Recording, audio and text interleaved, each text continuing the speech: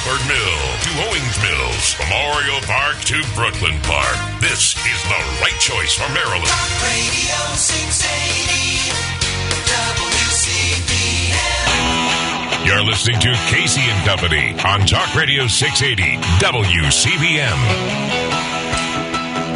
Welcome back, Casey and Company, Talk Radio 680 WCBM. Joining us next on our Newsmaker Hotline is Ambassador Berney Flowers, Air Force veteran, former DOD employee, author of Black Values Matters, 21 years of active duty service with the United States Air Force. Berney has been deployed to Iraq, Afghanistan, Ukraine, visited 22 countries, 43 states in the performance of his duties. And when the Pentagon was attacked on 9/11, he was assigned to the Air Force's Air Staff. And he's now running against Sarah Elfreth in the Congressional District 3 here in Maryland. Berney, good morning. Thank you for your service. Sean, thank you for having me, man. It's awesome to be with you. Yeah, it's our pleasure. So first and foremost, again, let's start with the Save America Act. Berney, would you, if you were in the House, would you have voted for the Save America Act? I would have been the very first vote. I don't understand the problem. What the holdup is, John Thune and Mitch McConnell. I don't know why these guys are not jumping on it, but I know that when I go to buy a beer or some cough medicine, I got to show ID. So why don't we have to do that when we vote? Doesn't make any sense to me. Yeah, but they keep telling us that, again, especially in the black community, that this is an affront. It is an insult to ask, black Americans to produce an ID to vote. Well, funny, last I checked, I'm black, and I've had an ID as long as I can remember. So I don't understand where that argument comes from, but it's false as far as I'm concerned. Let's transition to the current war with Iran. The president trying to get him to the peace table. They have been reluctant to do so, and now for the third consecutive night, more military strikes with Iran. How do you see this thing going? Where's it going to end up? It's tough. It is tough business. The bottom line is, I come from the old Powell Doctrine times when we went with overwhelming force, and, we're trying to do basically a blockade plus, and these Iranians are cagey, and they don't operate on the same principles that we do. So, telling falsehood, making, decisions that, that we're going to regret. I mean, they're just not going to tell the truth. And so it's a tough one. And, the president's got more intelligence than I do, so I have to just trust that he knows what he's doing. But in the meantime, wow, these people just don't, they just don't hold their word. It's terrible. Berney, who do you, as a military guy, who do you see as the biggest threat to the United States currently? Wow, that's a good one. Well, clearly, we're at war with Iran. And the thing is that people don't seem to understand that there are potential sleeper cells here. There's a lot of, there's 20 million illegals here. We don't know where these people are. We don't know where they're stashed. And, it could be very, very easy for some of these people that have come here under false circumstances to cause a lot of ruckus. It wouldn't take much.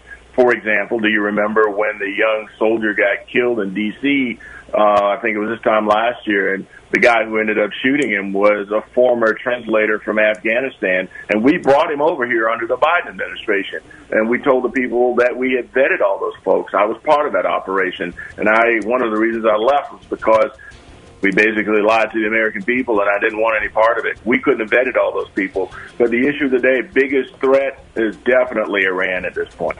We're talking with Berney Flowers. He's running in the Congressional District 3 here in Maryland. More with Berney coming up in just a second. Newsmaker Hotline, Berney Flowers, Air Force veteran, running in Congressional District 3 against Sarah Elfreth here in this upcoming election this fall. Berney, there have been a couple of incidents involving ICE in the last couple of in a week or so, and then one in Houston, where an ICE agent shot and killed a man, allegedly tried to run him over with a vehicle. And then up in Maine yesterday, another man was shot and killed who was allegedly trying to hit a ICE agent with his vehicle. Again, the Democrats are calling for ICE to be defunded and abolished. And what are your thoughts on how ICE has performed so far? Under the circumstances, I think they have done an outstanding job. Being a police officer is tough, and I've never been a police officer, but I worked at DHS at a very, very high level, and I saw some of the things that they have to deal with. And I've been around the federal government pretty much through the military and my time at DOD and DHS, for 34 years. So I know what they're dealing with, and I have to believe that some of these incidents are coordinated. They're trying to get attention for themselves. But when you come upon a situation with a law enforcement officer, a LEO, that person's in charge, and you need to follow their direction. And this idea of ramming police officers, well, those police officers are American citizens.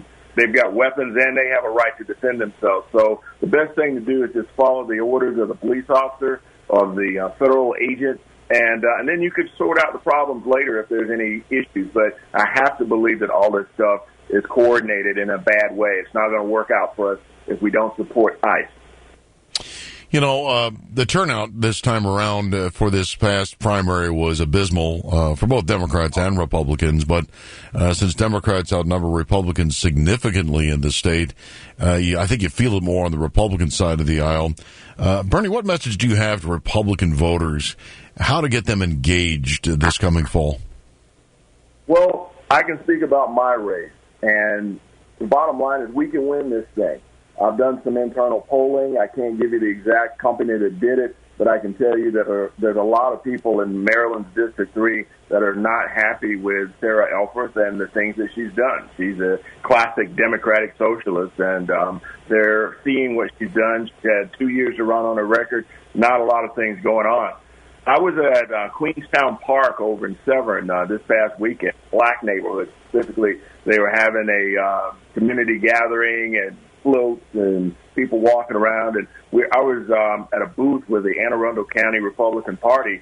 And, I'll tell you the truth, I was expecting a lot of people to come in and, call me all kinds of names as a black Republican. But let me tell you, we talked to about 20, 25 people or so, and they were very open to what I had to say. They treated me very, very well, and they're ready for some change because our country can't afford the socialism that's coming our way from the Democrat socialists. And Sarah Elfreth, even though she doesn't say it out loud, her policies are very much socialist, and we got to turn this around, and I am the alternative. Mail-in ballots have been a flashpoint for criticism, especially here in Maryland in your last race, of course. There were the ballot catastrophe and the 500-some thousand duplicate ballots, and we still haven't actually made any headway in any kind of investigation. Should we look at either stopping mail-in ballots altogether, or if it can't be done, should we be embracing mail-in ballots, and how do we fix it? I totally agree with the idea of stopping mail-in ballots unless you're infirmed or you're overseas as a soldier or doing something out of the country. You should not. Voting is a privilege.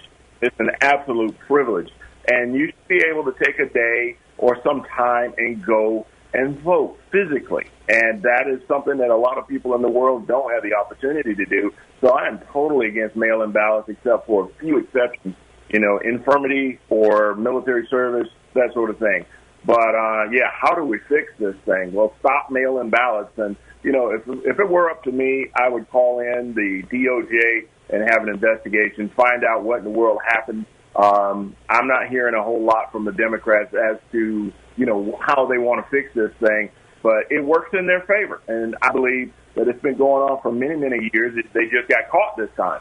So, we got to fix this. We got to fix this now. And we talked about Bernie Flowers. He's running in CD3 here in Maryland against Sarah Elfreth this coming fall. Bernie, does the national debt worry you at all? We're now approaching $40 trillion, probably in the next, in the near future. What is that doing to the future for this country and for our children and grandchildren? It's putting them in debt. We're pushing our debt off to them, and eventually we'll have to pay that debt off. At last I checked, somewhere around $250,000 per taxpayer. That includes children.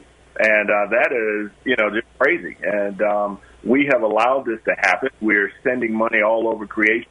Matter of fact, when I was still working at DHS, we were closing out, and, the whole Act Blue thing came up, and, USAID, and, we were just funneling everybody and spending money on priorities that most Americans wouldn't even understand and certainly wouldn't agree with, like, transgender plays in Venezuela, stuff like that. And we got problems here at home. We got problems in Baltimore. We got problems in pretty much all over the country, and things that we need to fix.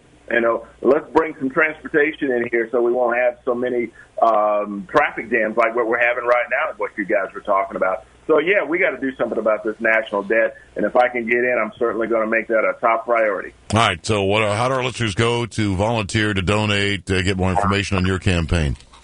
Well, man, I'm glad you asked. You can go to BernieFlowers.com, BERNEY, flowers.com. I spell it differently because I don't want to be confused with Bernie Sanders, or flowersformaryland.com. Go onto my website. You can donate right there, or if you want to send in a check or whatever, my P.O. box is on the website. But the bottom line is that we've got an opportunity to win this thing. This is the best opportunity we've had in decades, and I'm going to do everything I possibly can to bring this home for the Republican Party and for regular conservative people. We can bring in some Democrats. We've got to bring in some independents. We got to bring in some libertarians. We got to bring everybody. But I can tell you that most people are tired of these high taxes, and they need somebody to fight for them. And your current incumbent is not going to do that. Very good. Bernie Flowers, again, CD3, thanks for joining us this morning. Good luck to you, Bernie. Thanks, John.